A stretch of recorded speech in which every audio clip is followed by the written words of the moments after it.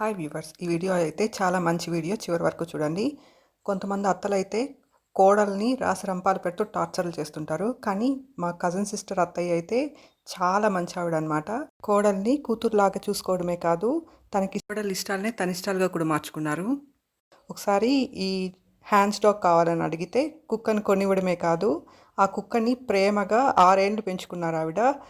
పెంచుకోవడమే కాదు, ఆ కుక్కతో చాలా అటాచ్‌మెంట్ కూడా పెంచుకున్నారు. ఈ హ్యామ్స్ డాగ్ అయితే జబ్బు చేసి ఎంత మనీ ఖర్చు పెట్టినా బతకలేదనమాట. దానికోసం పెద్ద పెద్ద హాస్పిటల్స్‌లోనే లాక్స్ ఆఫ్ మనీ ఖర్చు పెట్టారంట. కానీ ఆహ్, బతికించలేకపోయారు. ఇది చనిపోయినందుకు ఇంకా ఇలాంటి కుక్కలు ఇంకా ఏవి చనిపోకూడదని, ఇలా జబ్బు చేసి చనిపోకూడదని, అలాంటి జబ్బు రాకోకుండా వీధి కుక్కలకన్నిటికి కూడా ఫ్రీగా మెడిసిన్ అండ్ ఫుడ్ కూడా అందేలా ఆంటీ అయితే డొనేట్ చేశారంట.